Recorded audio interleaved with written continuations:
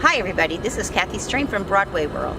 Today we're here in San Antonio talking with my new best friend. That's right. That's what I like to call her, Dena Blizzard. Can you tell us a little bit about yourself and what you do here? Sure. So I have a show called One Funny Mother. I am a comedian by trade, but after a couple years I realized that everything I talked about was my annoying kids and equally annoying husband. And so I started talking about them more, and I realized that I had a show. I was like, everything we talked about was about marriage and motherhood. And so we launched the show a couple years ago, and now we were off Broadway in 2016. And now we tour around the country and find just crazy, inappropriate moms who love these stories and who feel like they, after the show, people will say, I swear you're living my life, you're married to my husband, you're raising my kids, like you think that it's all just you being crazy, but it's everywhere. Like, thankfully, it's everywhere. That's true. Well, I think about the fact that back in the 60s and 70s, there was Irma Bombeck. I love Irma Bombeck. You probably know all Yes. about her. Yes. She was my idol, and my mother's idol, too. And I thought, I wanted to be like her someday. That's the kind of mother I wanted to be. And then I watch your videos, and I'm like, that's exactly what you are. I love it. That's like the greatest compliment. People are like, you remind me of Irma Bombeck. When I first started doing stand-up, I went and read all of her books. And the genius about her was that you could read them now, and some of the references are different, but they're hilariously funny. And they were written during a time where there weren't a lot of female voices, right, especially talking about motherhood. And so now, I started as a stand-up. We somehow have kind of made our way into the social media universe. We started making videos, as you mentioned. A couple of them have gone viral. The most popular one is the one where I went back to school shopping, and I started talking about back to school supplies at a Target. I might have had some vodka, whatever, and like 100 million people saw it. But you started to realize like these things and the videos that do the most successful for us are the ones where I'm really mad about something and I'll just like, this pisses me off, let me make a video. And then you realize it makes everybody mad and it pisses everybody off. Yeah. And this is annoying to everybody.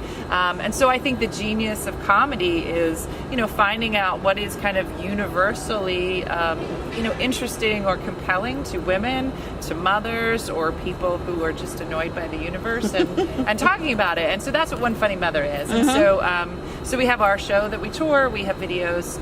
We also started making products. One of our videos that went viral, it was when Pokemon Go came out. Yes. And so we made a parody called Chardonnay Go, where we told moms they could find a glass of wine in their neighborhood with a certain app. And about 24 million people watched it. And I said to my husband, if women love wine this much, then we need to make a game. So we made the board game for wine lovers, moms, and other shameless people. And so we are now in the product business as well. So I haven't checked that out yet, but it sounds pretty fun. It is a lot of fun. I don't drink, but maybe I'll start. Yeah, you don't even need to drink. It's kind of like Candyland and Dirty Charades put together. So you just need a bunch of people together. I actually wrote it for women. I was like, this would be a great game for women to get together. And then one of my neighbors came over and said, my husband wants to play the game. And I just thought it was so weird. And so I went to watch the game. And the game is 10 times funnier with men because it's so uncomfortable. There's two guys are playing, and one of them says, like, name 3 minivan brands while giving Eskimo kisses to the person on your right. And the two of them were like, what's an Eskimo kiss? We're like, you're going to find out. It's going to be super uncomfortable. So, did you get that on video? We did not. We should have. Yeah. We should have. So everything we do is always about kind of bringing women together, at least getting them down to sit down and either watch a show, watch a video, or to play a game. And I just don't think that we do that. We are not our first priority. And so everything we do with the brand is always wine, women, and laughter in some capacity. One of the things that I've really loved about listening to your videos and watching them is seeing you talk about your girlfriends. Talking about them as, your girlfriends. That's what I grew up calling. My friends were my girlfriends. And nowadays it has so many different interpretations of it that I find it very interesting. But to me, the girlfriends that mean the most to me are the ones that are always at your side when you need them. They show up at the most opportune moment or inopportune moment, and you can tell them everything. I know. That's a big part. If you look at our show overall, we have 3 acts. The first act is, how much your life changes when you have kids, and that was big. Going from being single with no kids to married with 3 kids in 5 years. It was pretty traumatic. The second act is all about how important your girlfriends become, because I don't think I think husbands want to understand it, but I don't think they do at all. And so I would tell him, he'd say something dumb, and then I'd call my girlfriend and be like, can you believe he just said that? Like, but I believe the friends that you make during that time are most likely the friends you have forever, just because they're there during such an important time. And then the third act is all about, how much your marriage changes and how much that relationship changes, sometimes for the good, sometimes for the bad. But I think that all three of those things played such an important role, in kind of getting through your 20s and 30s, and now I'm in my 40s, and, it's a different set of crazy now. Yeah, but it is. It never changes. That's what I tell people. You just have a different set of, the same kids, but a different set of priorities and a different set of mess. That's right. My kids won't move out. I'm trying to kick them out, and they keep coming back. See, I want my son to stay forever. I don't have an opinion on my girls yet, but my son just went to college, and he was like, I'm allowed to come back. I was like, of course you are. My husband's like, no, you're not. I'll hide you in the basement, because I love him more than life itself, and I never want him to leave. So yeah, I do. I think that now, as they're starting to kind of leave the nest, the relationship changes, and you hope that all of those things you taught them, they remember, and that's kind of where we are now. Yeah. And so, One Funny Mother is all about that time when I first, had kids. And I imagine that eventually there'll be a One Funny Mother the teenage years, and then there'll be One Funny Grandmother, and we'll just keep writing this out through each phase.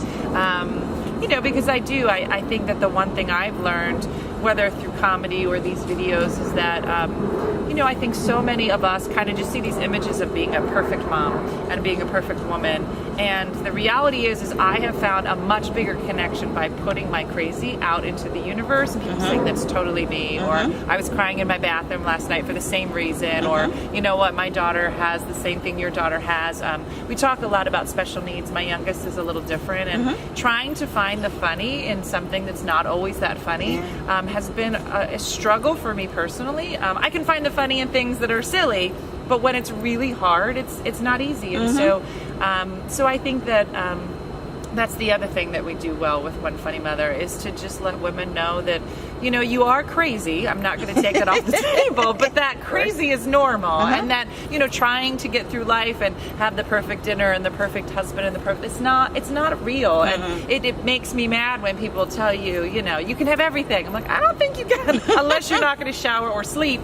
Then no, I just exactly. I think it depends on what your version of everything is. And for me, it's like everybody's safe, everybody's alive. I think you ate, and we're going to go to sleep and do it again the next day. So yeah, definitely. I always talk about the Facebook persona, and then there's a reality of it. And I don't share anything personal on my Facebook page very often either. I keep it all happy and all that. I have a son who was born with a club foot, and he had to have it amputated as he got older, and we joke about it all the time, but there are so many people that are offended so quickly, and I'm like, really, we can laugh about this. It's okay. This is his normal. This is our normal.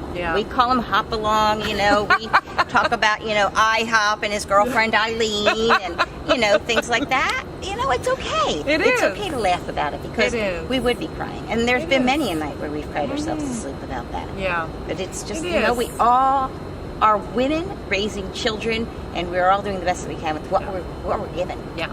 We learn from our mistakes as we go. I just said to my husband last night, every time things are not quite going the way I want them for whatever reason, I just keep saying to myself, this is temporary. This is temporary. I'll get through this. This is temporary. And so I think it's just important. And our whole brand overall is just, we'll never put out perfect pictures. And if we do, we'll always show you in Instagram what was really happening in the background. This is what it actually looks like. So, I mean, the nice thing is I've been a stand-up for 15 years and started doing it when I had just had my second baby. And to be here now and be able to kind of take these stories on the road. And, for me as a comedian, I just feel like, it's my job to make people laugh. And so that's wonderful. But what we learned along the way is through emails and notes from people and meeting them live at shows is, real connections. We were just in St. Louis, and a girl came up and just said, I'm glad I'm here. I think I needed to hear this. She was 22. I think she had 2 kids already. And she just said, None of my friends are married. None of them have kids, Mm-hmm. and they just don't get it. And they say things to me like, "Oh, if my body's going to look like that, I don't want to have kids." And I was like, first of all, you need better friends. That's number one. And number two, you have to find your mom tribe. You know, I think that there are, you know, it can be a very lonely experience, and I think it's so important to reach out and find these other moms who are willing to kind of put their crazy out there, and you put your crazy out there, and it just makes the rest of us feel normal when we hear what a train wreck Yep, you are. exactly. And I always say that. I'm like, listen, if you come to our show, you listen to what I'm saying in the train wreck of my life, you'll be like, I'm amazing. I'm doing a great job. I'm good. Yeah, I'm good here. Yeah, that's what I always say. So that's the nice thing. I mean, I'm away from my kids. We're on the road now for about 8 weeks, and I'm away a lot, but I always think, like, I think there are people that need to hear this, you know, hear this message and laugh a little and find the funny in the things that are not always so funny. And so, so it's a good time.